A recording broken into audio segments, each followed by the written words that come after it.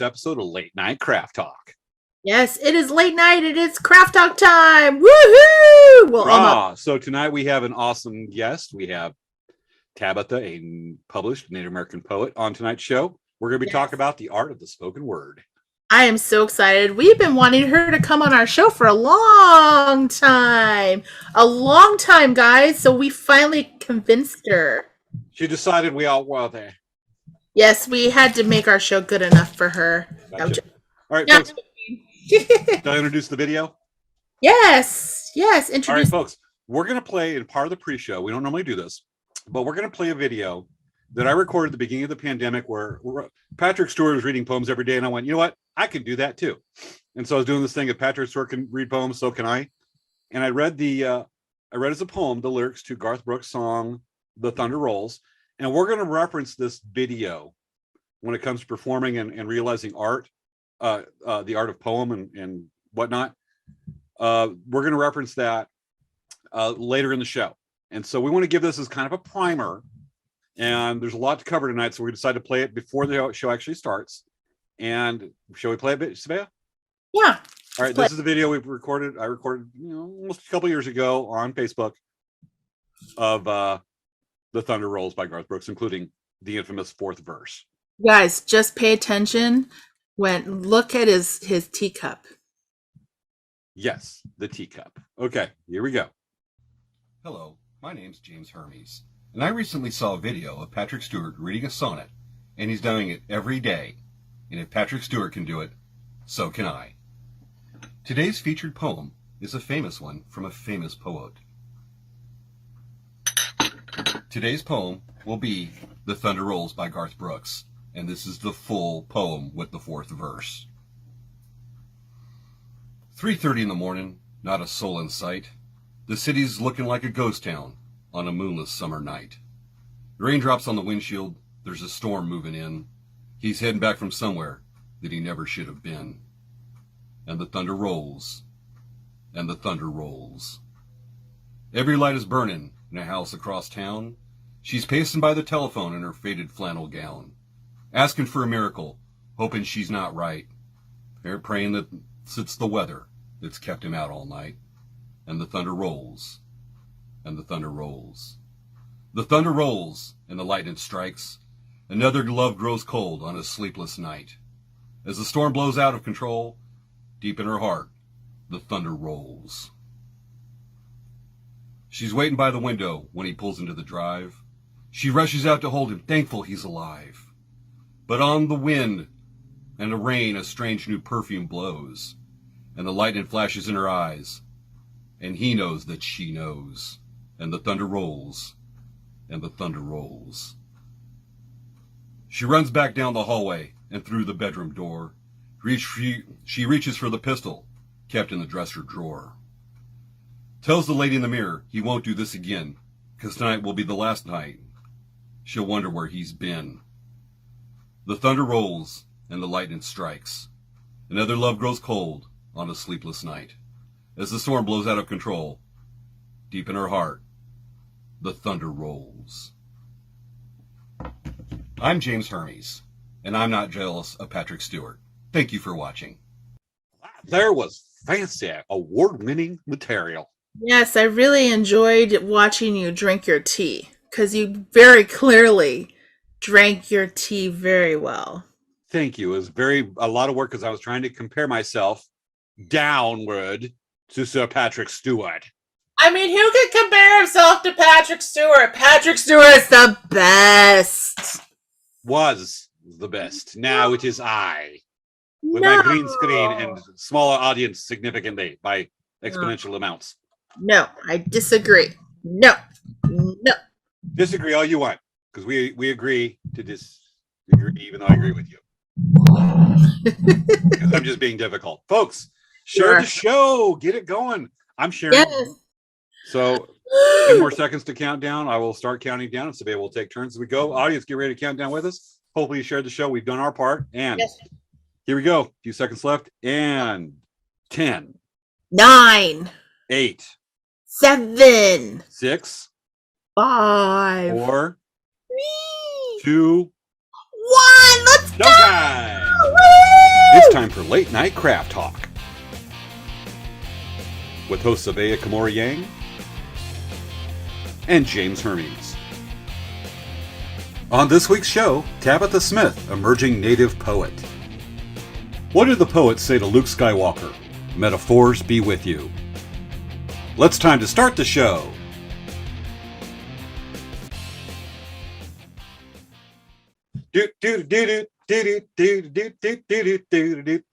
All right, everybody. Welcome to tonight's episode of Late Night Craft Talk.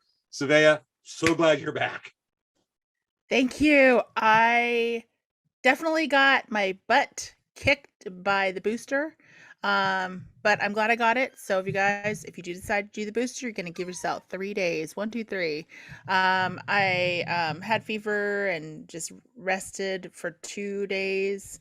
And then the third day I was feeling better. And today is number 4. And I feel like I didn't even have anything happen to me at all. Gotcha. For those that don't know, the last Friday's show, Savea had to call in sick, bow out, whatever it is, but she was not able to do the show. She could have, but she's running a fever because of the booster. I had to handle it that night and run solo. We did it. It was good, but we want Savea here. Yeah, my temperature is about 102 by 8 p.m. last Friday. So I definitely was chilling a bit. Gotcha. Helen Howard was on the show about a year and a month ago. She got the booster and she said she started getting sick about 6 to 12, people she knows, 6 to 12 hours after the shot in the last 2 to 3 days. And you're right there. Yeah. So it definitely is a worthwhile thing. You do want your body to react because when your body reacts, you basically are building up your immunities. So that is important. So be vigilant on keeping yourself safe because COVID is out there. It is definitely not your average flu or cold. It's definitely a little bit more. So and I've had a lot of friends catch it in the last 2 weeks. So make sure you just remember it's okay to wear a mask, just kind of keep your chill, and masks somewhat do work, honestly. I mean, I hear that people, I know I'm trying not to get too political, but I just know a lot of people that when masks were being required, a lot less people were getting so randomly. Okay. Anyway, I'm going to change the subject entirely. Okay. So James, how was Elk Rack this week? Our website's still down. We are doing I'm switching hosting companies. We're having a problem with our SSL, what's called the secure socket layer. That is what encrypts the website to makes it safe and minimizes risk for shoppers to buy our stuff online. Yes. And I've been putting it out there, but the company I had was it was a conflict. And so I'm switching hosting companies, moving 3 websites to move, and in the process of doing that. And I'm hoping to have the thing up a week ago, but I'm eyeballing next week. So it takes time. It takes time to do it right. Put it that way. So and I'm a webmaster and everything else. Huh? Be patient, everyone. Be patient James, with everyone. Otherwise, did some went out Sunday, a couple days after last show, Sunday last weekend, and did some stalking at the gem and mineral shows over in Quartzsite, Arizona, and picked up some amazing bumblebee jasper, azurite cabochons, and some other stones, and it's just some neat stuff. I caught them before they went to the Tucson Gem Mineral Show, and I'm like a kid in a candy store. I'm going to have some new and neat stuff coming up over the next couple months as I work it, because I'm picking up beads of stones I never started up, going, this is cool, and I am just itching to have at these suckers. So going to be some neat stuff coming out. Cool. So what's going on with Dancing Bear? Oh, we did so much this week. It was a lot of shipping, and we've been getting a lot of requests for the CDCR, the inmates. So that's something that recently has just happened for Dancing Bear. We are an approved CDCR vendor. So we actually have items on our website that can be ordered for CDCR inmates. So it's kind of a neat thing to give them some normalcy in their lives. And they can do beadwork. So it's kind of neat. Absolutely. And it's quite a process.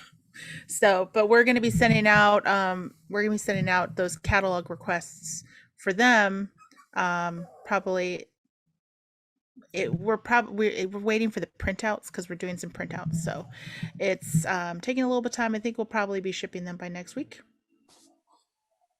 Cool. So, and then Um, it's just so you guys know, if you guys are looking for a catalog for us, there is a printable catalog on our website. It's a Google Doc sheet. It's not like the best catalog. We are working on a new catalog. That's gonna be a lot different, but at least for the time being, if you do need to see something that we have, so you don't want to look through our website, you want a catalog, it's actually on our website. If you look in the more options menu at the top of our website. Gotcha. We do have a piece of unfinished business from last week. Last week's show. Now, for those of you that missed last week's show, excuse me, we did a STEM episode where we talked about Parker Solar Probe that orbits the sun. It gets close enough to actually has entered the corona of the sun, the outer parts of the corona, which is the outer atmosphere, which is amazing. And Juno, that's going polar orbit around Jupiter, as well as the James Webb Space Telescope. Well, we received a letter of someone that was actually referenced on the show that was not a real interview. It was faked. It was a parody. And they were a bit upset. We did a bit where we had Parker, we were interviewing the sun. And Parker Solar Probe was buzzing around it, and the sun decided to do a coronal mass ejection and was shown with part of the corona blowing off that creates a solar wind and throws debris out in space. And it was shown to a farting sound. And so we actually received a letter from the sun. Oh. Sun, I will paraphrase the letter, but the letter basically said, "Dear hosts of Late Night Craft Talk, I do not appreciate being shown as the object that blesses you with lighting the sky and warms your planet of being suffering from severe flatulence." Okay, James, that was your idea, and I had strongly suggested that you edit it out, but you're just like, no. I think that's really important, and I think a lot of people are going to really enjoy watching that. Well, the sun is asking for apologies. Savannah and I have talked about this, so I'm going to go ahead and say, Savannah, you're guilt by association. It was addressed to both of us. That I will say that we, the hosts of Late Night Craft Talk, apologize to the sun that lights our sky, that is a giant ball of helium and hydrogen, so hot that it splits atom and creates fission, combines elements, throws out coronal mass ejections, solar wind, plasma flares, that throws out radiation, X-rays, all these things that we sincerely apologize that insinuating that you suffer from severe flatulence. They also powers all our electrical solar batteries and our solar houses and our solar farms. From all the light and other things that emit from the sun, much like, and occasionally lets out other particles that put it out, when it lets goose, when it has too much gas built up, and releases it in the form of, says he's sorry. In the form of solar flares or coronal mass ejections. Yeah. We apologize, son, that you have a farting problem. James extra apologizes and promises you that he will apologize in many ways of other atonements. Sorry, son, you giant ball of gas. I hope you didn't offend it then, because honestly, that just sounded like you pretty much just re-offended it. It's the sun. It's science. It was a STEM episode. But it sent you an email and me an email. The sun, I know, it was hot too. I know. This makes it an issue, James. You got to think a little bit more about these things. My monitor almost melted reading it. Okay, we're done with that because we almost crashed and burned it, but we are recovering just in time. All right, folks. Tonight is a poetry episode.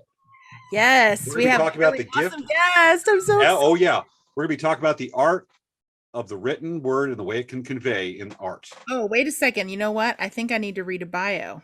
Yes, please. Okay. We have a very, very amazing, cool guest tonight. So we have a bio here to read you. Tabitha is an emerging poet writer from Sacramento, California, and is an enrolled member of the North Fork Mono tribe, Eagle Clan on her grandmother's side. In addition to Conco, I feel- Do we need I'm another? Do we need to get another letter of apology going? Yeah, because I'm like butchering this. I'm sure, I'm gonna let her say it because she has the proper way to say it. Okay. She attended American River College and San Diego State University studying astronomy and American Indian Studies. Her pieces have been published in several editions of News from Native California and highlight topics relevant to the contemporary Cali Native experience. Tabitha works as an administrative professional, provides mentorship within her local Native community, and creates traditional beadwork. She currently resides in San Diego, California with her husband, Jason, and dog, Coda. Wonderful! All I'm right, so folks, let's bring it. excited to have Tabitha. She Let's is bring out Tabitha. So, with that amazing bio we have on tonight's show, Tabitha Smith, emerging Native artist. yay! Welcome, Tabitha. Hi, You're going to be Tabitha. one of the coolest guests we've Hello. had in a while. You're going to be one of the standouts. I am so sorry. I butchered the tribe. So if you could do me a favor, if you could say it for me, please. No problem at all. I know a lot of people aren't familiar with some of the smaller tribes in California, but as Savea mentioned earlier, I am from the North Fork Mono tribe on my grandmother's side, Eagle Clan, from North Fork, California, which is in the Central Valley. And on my grandfather's side, I am Kunkow Maidun Wailaki. Very Awesomeness. And I'm awesome. sorry, that's from Round Valley Reservation up in Mendocino County. Okay. I just gotta think that Savea usually harps on me when we have Navajo guests, and I mispronounce some Navajo word. She's like, "Well, Savea, I know. I was like, oh no. Like I was fine and I was like, I can't do this. Like I'm just gonna butcher it. I just can't. but it's all awesome because we're learning. Yes. Absolutely. We're going to learn from you along with our audience tonight, and that's what matters." Okay. So, Tabitha, we are very excited you're here. So, let's start off by asking you some questions. The first thing I'd like to ask for you is how much time do you need for each poem? Oh my goodness. That's just like asking someone, how long does it take you to finish a painting?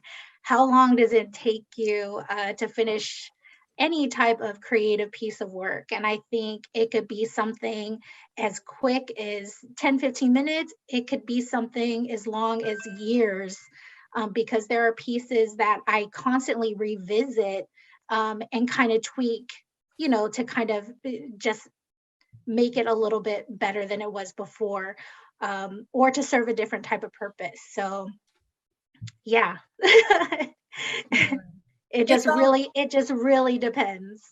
It's a lot of crafting, like you're massaging the words and you're just making them rhyme and feel good together. Maybe not rhyme, but just they really you're always working on the flow. Well, Absolutely. I'd imagine it's like any art piece that you have a piece that you may realize the middle or the end of the poem. Sometimes it's like anything, and you know the end or you want to say, and then you put it together, and it's just like it's not coming. So maybe you may put it around the side or a file wherever you write it, and it may sit off to the side for a while until suddenly you could be driving a car, taking a shower, waking thoughts in the morning, and boom, you got it. Mhm. Absolutely.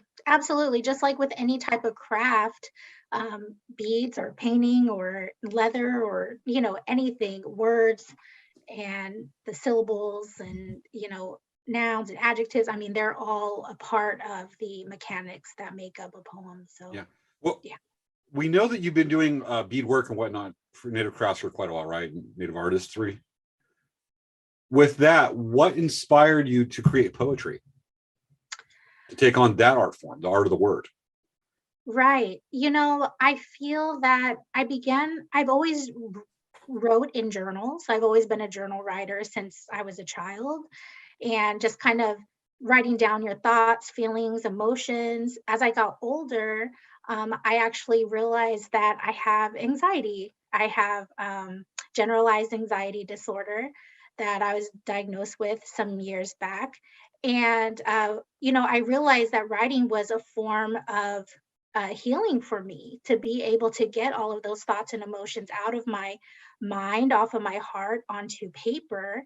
And then once I read them back, I was kind of, a little bit blown away by some of the thoughts and feelings I did have and how I was dissecting them and learning to understand them a little bit more.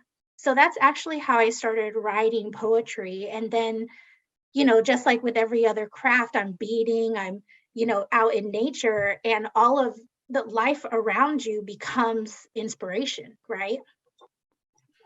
Out of curiosity, because granted, your poetry coming over and you writing poetry is self-improvement, correct? Absolutely. It's self-improvement. And imagine that when you realize some of these anxieties you may not have realized you had that came out from the word, the feelings you put out. I know people that, like, say if they have to reply a report, say law enforcement or whatnot, and this is going to translate over. Hear me out. When they write the report, or I have to write a report when I used to do security, that when you know it's there, you write it down, and all of a sudden it's like externalized. It's like, I don't remember this, because you put what you have out on the paper, and you're like, and when you look at it, all of a sudden it's like from an outsider, it's from an outside looking in a little bit. You become kind of neutral looking at it in a way. Do you find that with your own realizations in your own self when you finally look at the poetry and read it later?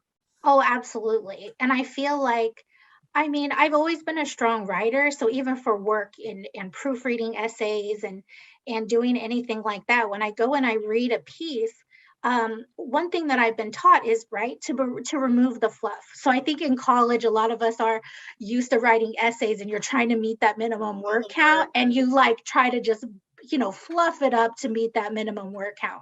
And I feel like poetry is the exact opposite.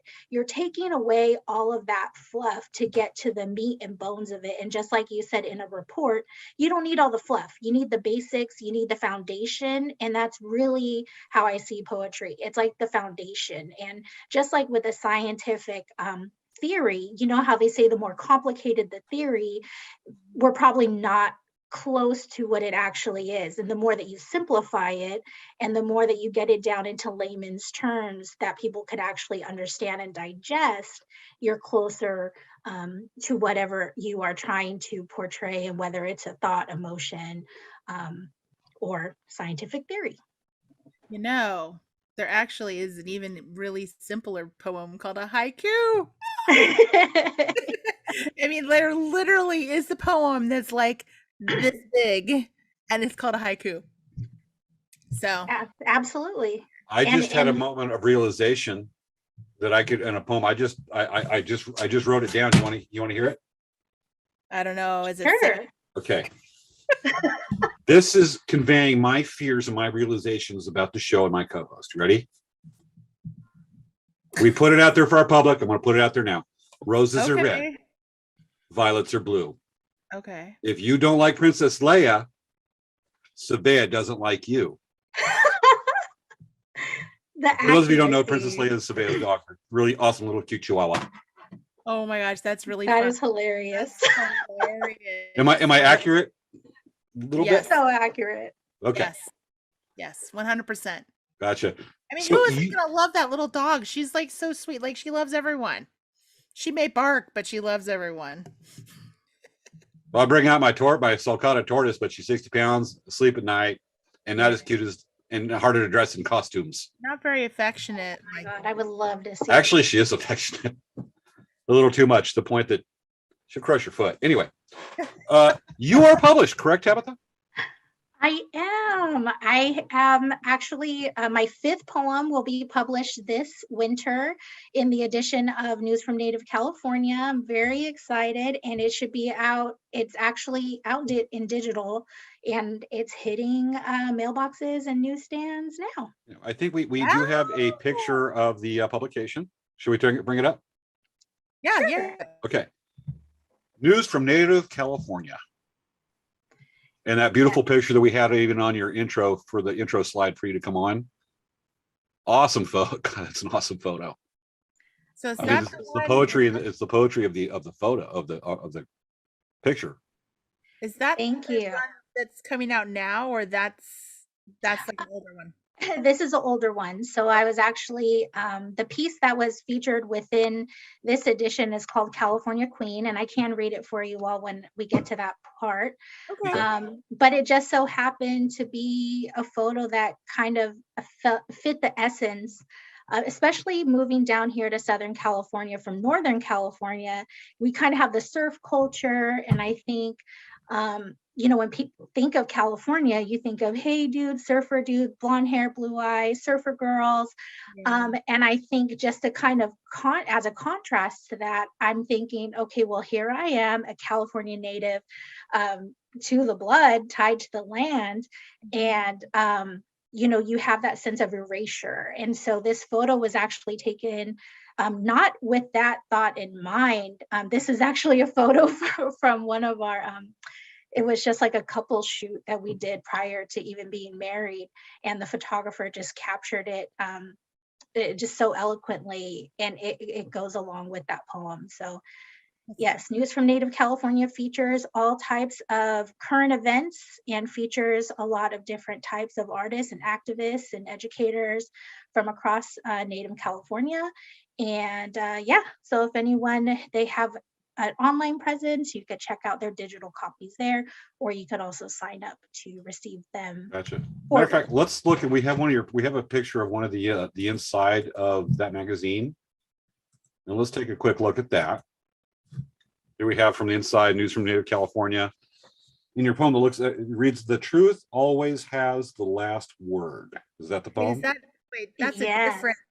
That's a different poem from the other magazine. Yes, so it's another magazine. This is the most recent one, I believe, was published last year, 2020. And I used to be in a writing group. So we would meet in San Marcos once a week. And it's pretty interesting. It was just a group of random writers. Some were published, some were not, some were amateur. But we would be given a writing prompt and set a timer for 30 minutes and just write. And this was a piece that the prompt was truth. We're talking about the publication that you are published.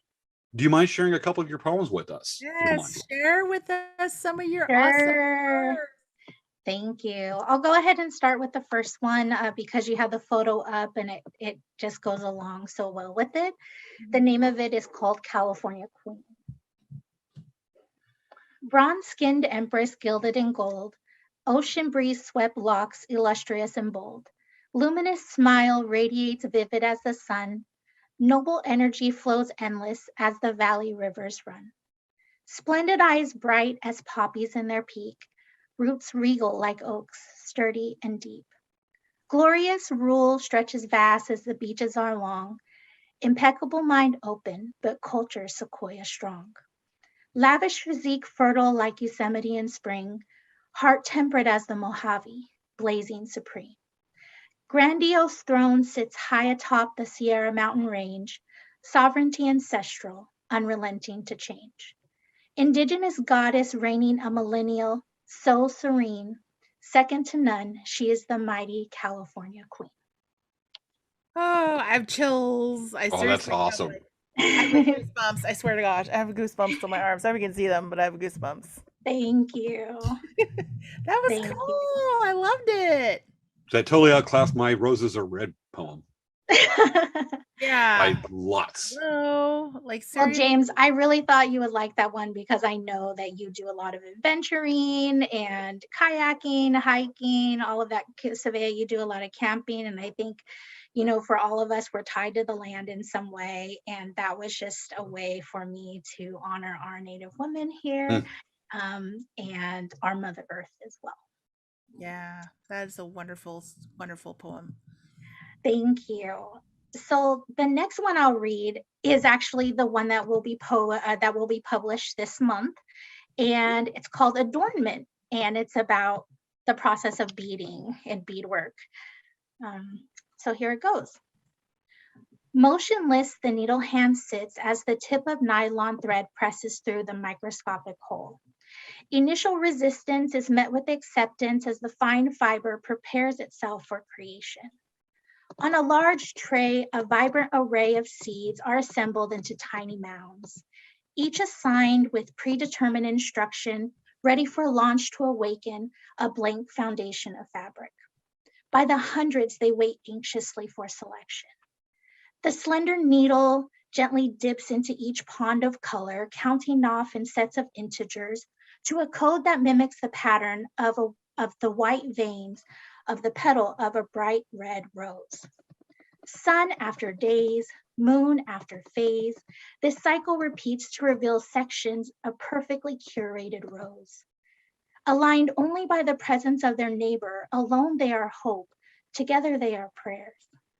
Every bead represents a wish, a wonder, a word of love and encouragement for its future keeper. These woven designs are tradition, culture, reimagined into a wearable piece of art. So that is adornment. That is really cool. Getting some head nods from us. Thank you. My auntie taught me how to bead when I was 9 years old. I first learned on a loom, and I think like all of us that craft and learn those kind of things, we're forever perfecting our process and the method of doing it. And yeah, that just came to me as I was beading one day, and yeah. That is really a nice. Got it. I really like that. I think this might be the time where we start breaking down to help some of our viewers Okay. learn this healing and self-realization improvement that you're learning yourself, that you've experienced and well on your way and doing amazingly. Thank To you. break down the creative process out, they can take the word, because granted, you don't have to be a master of the word and know all, be totally total, what's the word here? I'm forgetting the word and I'm talking about words. Eloquence. Yes. The eloquence, the flow of words. Some people are going to be like, Earl from Quarantinos. My name is Earl. Not exactly the most sophisticated words, but you don't have to say sophisticated words. You have to use the words and expand from there. So we can start by the beginning of the creative process for this road of self-improvement through the word and realization. Yeah. I mean, I think first of all, but I'm sorry. Surveya, are you going or? So let me make it simple. Okay. Where do you start? Where do you start? yeah, because James has got to make things overly complicated. I was like, that was a mile long, and I'm like, No, that's okay. I got it. I followed it. Me talking about big sophisticated words, and the survey goes, where do we start? hey, you know what? It's been a long day for me. Absolutely. And her, so. Right. So I think the first place to start is by reading other people's work. So I think for me, it started from a very young age, reading authors like Maya Angelou and Joy Harjo, who currently is the U.S. Poet Laureate, and she's native Muskogee Creek. And it's just that she's published a ton of books and poetry, and being able to see other people really use creative writing to process events that happen in their lives, whether it's tragedy or triumph.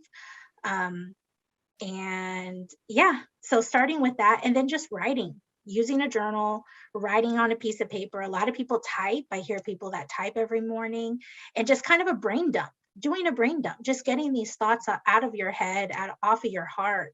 And like you said, being able to go back and read them, and kind of you find beauty in them from the outside looking in, like, wow, I didn't know that I was feeling so deeply about this, or I didn't know that my thoughts were so profound about it. And being able to just explore more and see where it takes you, as with any creative process. I found a poem, I read it to you forever, a while ago. I found a poem that I was writing down my emotions about how I felt about painting on a skull, like on a cow skull. And it was and I was like, wow, that was intense. I'm like, I know, oh my goodness. And this was me when I was in high school. Right.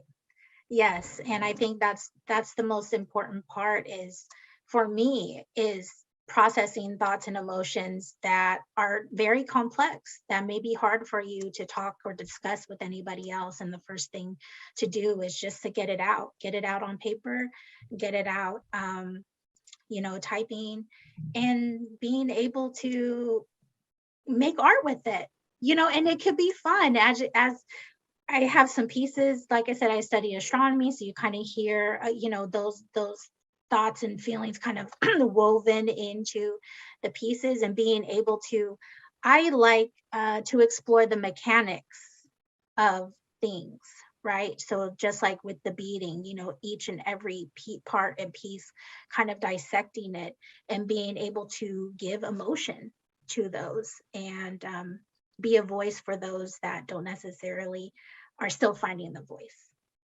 That's great. Here's another one. This is going to be a little work with me here because apparently I overthink, over explain things on the show tonight. But part of what you've probably experienced is the inner voice. Mhm.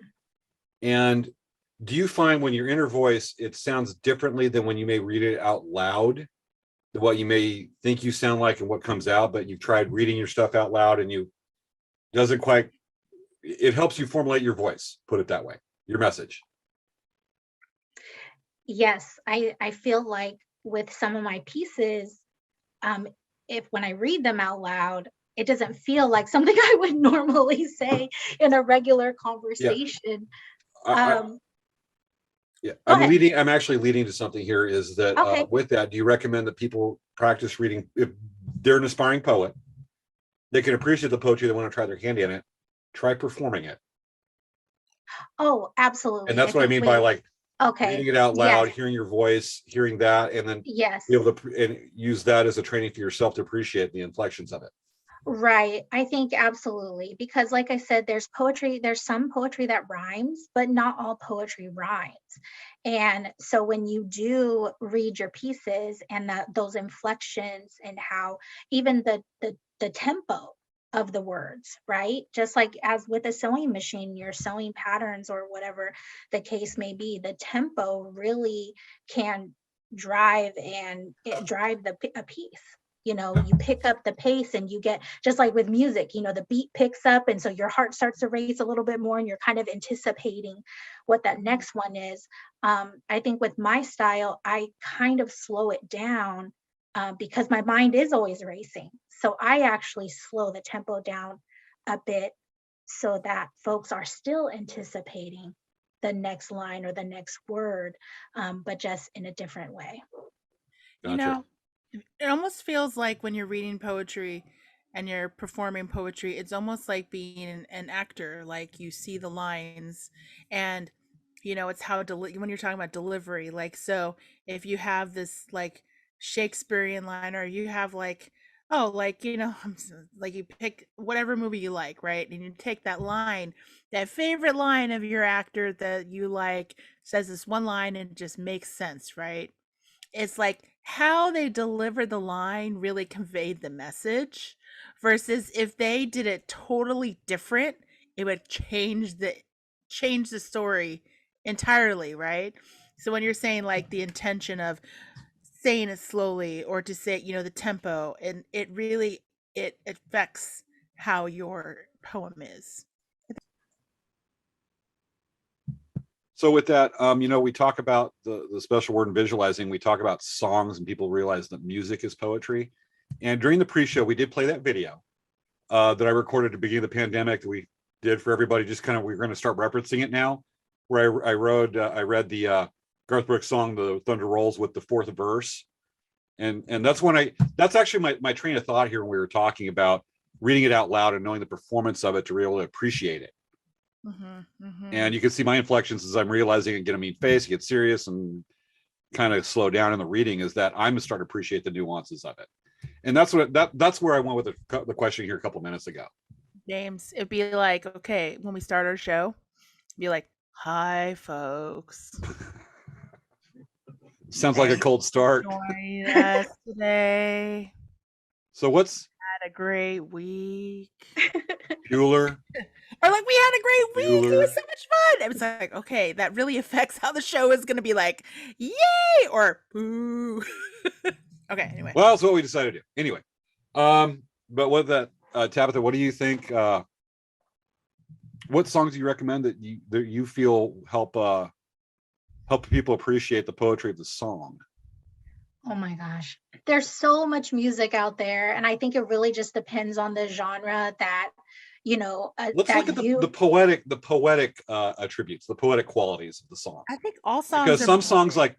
like Boogie Boogie or Booga Booga, All Shana Na Na Na, all Well, not so songs. I much really poetry. think, I really think it has to do with the artist, right? So I think there's feel good music, right? That's just, it has its moment, that you just don't want to think, you don't want to feel, you kind of just want to have a good time, right? But then One more there's thing. also, right, there's also very thought-provoking artists that are out there that really dive deep and give words to the emotions that we're feeling during some of our, darkest moments that we have, whether we're grieving, suffering a heartbreak, or just and then there's ones that we're celebrating life, what a good life feels like. And I think that's why we all resonate with music one way or another, even if it has no words, Yeah, like, right? Or even no music. supercalifragilisticexpialidocious. I mean, that means something. It doesn't, but it does mean When something. you To talk a about getting over a breakup, preschooler, I it suddenly might. started. Okay. When you start talking about breakup, I started thinking of Earl's Gotta Die by the Dixie Chicks. Not feel good, not a good breakup song. Right. But There's it's also like one, yeah, I it's think like I when I forget. feel like tired, I like or just want to just kind of just chill, I'll turn on Pink Floyd's Dark Side of the Moon and I turn the lights off, Uh, listen to the music. I love it because it just makes me feel like so like mesmerized by the music. I So like to yes. play For Whom the Bells Toll by Metallica. Mm. see? And So occasionally Chinese Democracy by When Guns N' Roses was good before Slash left and Axl became fat. Mhm. Anyway, And I love artists like India Ari, who's like neo soul, and one of my favorite songs is like Strength, Courage, and Wisdom, which it's like simplicity, but it's also those words that we need to hear about ourselves, that it's all within us. And I do have one last piece. It's very quick. If it's okay, if I could just close us out on this. yes, let's do It's it. one of my first ones that I wrote. So it's a little bit more simplistic, but I like it. It is called A Life in the Sunshine. Change occurs when situations in the present no longer suffice. Destinations rearranged, conditions the same, no time to decide what's right. The mind seeks elevation, internal revelation, reflect a heart that's yearning for more, willing to gamble all that it's worth to unveil what the future beholds. Hate sulks in the shadows, fear festers in the cracks, and jealousy feeds on the weakness you show. Negativity has no place, only poise and grace, dignity and faith, holding space for what's in store. A life in the sunshine, soul filled and divine, is what I'm striving for. Thank you. that's awesome. I love hearing that. That's good. Thank you. And I think that's just one of those feel good pieces that, I think we all kind of get to that point in our lives when we're like, okay, well, what we're doing is cool, but I want to do more. I want to do more. But what is that? What does it look like? And our lives are ever changing and evolving, sometimes by choice, sometimes by force. But ultimately, the end game is that, want a life in the sunshine. Yay. Thank you so much, Mana Hopu. Thank you so much for having me. You're welcome, Tabitha. You're always welcome on our show. We love you. And we were very honored that you would come on our show and talk about your poetry. Thank you. Yes, I will. Tabitha, always awesome having you on. Thank you. Thank you. You And add just so enough, you guys. you add some extra class to the show because Leah brings it up, I bring it down, and you bring it up a bit more. Thank So we're you. cruising just above the snake's ass in a wagon rut. Thank you. Well, April, just really quickly, quick plug. April is National Poetry Month. So that's also a great time to highlight poems and poetry. And yeah, May is also Mental Health Awareness Month.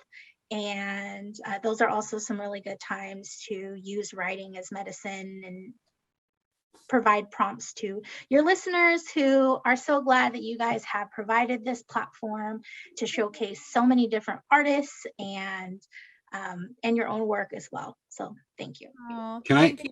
Can I try to make a poem with you two with your input right quick? Sure. I'm going to do it with beauty and one of the most beautiful things you can think of. And I'm going to try to formulate my thoughts as it happens. The humble cupcake. Okay. I just saw the cupcake on my desk right there and I went, I got to do something with this. Shall we try it? Let's go. Oh, cupcake with the sprinkles on top of the top. And the paper wrapper that wraps you like a cradle with frosting on top. How you are so delicious and spread joy to children that when I bite thee, I have a mouth full of rainbow sprinkles. Thank you very much. Poignant with what I would poignant. Very funny. The creative process. Thank you, folks. Yes, I just hope you don't receive any emails from the cupcake. Hopefully. Sounds it shouldn't be sounding. All I know is I'm going to keep my day job, but the Pulitzer's coming, as well as a Grammy, and an Emmy. I want an Emmy. Sure. We're gonna get an Emmy for the show, I'm sure. I want an Emmy. It's the Native American Music Awards. I have a Manifest place it. on my shelf over there for an Emmy for this show. Actually, I have a friend. He's a cameraman. I've been trying to get him on the show, and he's actually got 2 Emmys. He says Oh, wow. you have a lot of Emmys, and we're doing this meeting, and we're doing a fun thing saying, show the most useless thing you have, and he comes out with 2 Emmys, and he goes, I got these because I showed up. Wow. And apparently the awards were happening. He showed up to the awards. He got it, but he was at some news thing. It was a long story, but it was just weird. He's like, show your most useless things. And he goes, okay. And we're all going, whoa. Jeez. Trippy. All right. Okay, Oh, James. Huh? James. So what are we gonna talk about for next week? Okay, Tabitha, always great to have you. So let's go ahead and introduce next week's show. We've gone from STEM last week to the art of the spoken word, and it's an amazing episode. Art of the spoken word to next week. We're going to get to the point. A short history and overview of arrowheads. Yes, arrowheads. Woo! Good point. Sharp, pointy objects. We're gonna learn about napping. And then Savea pretends she's sleeping because it's spelled KN, not S. Okay. So we're gonna be. I'm a nap arrowheads. I like to nap arrowheads. It's a fun thing we do. We're gonna bring out and kind of explain the different types of arrows you find in North America and how they're specialized. This is not a watching the grass growing episode. This is really cool stuff, especially because it's sharp, pointy things that go jab, jab, jab, jab. Okay. They're awesome, and we even show some of the stone awls. You know, y'all that do fabric work. What an awl is. Yes. Don't spoil all the secrets for next week. All right, y'all. Okay. All right. So, okay, you ready, folks?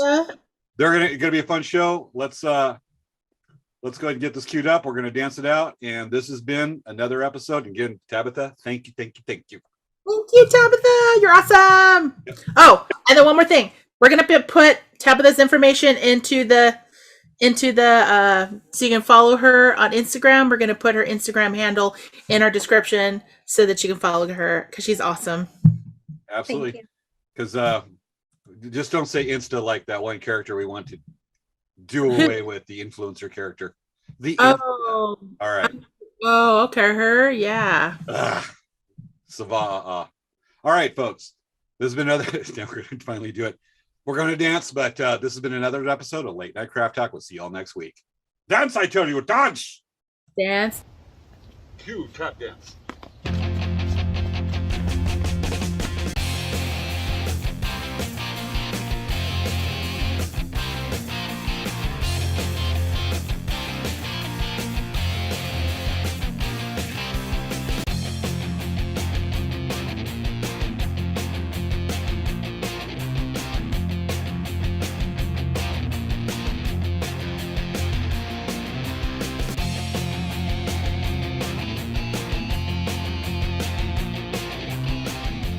Oh, ain't he cute?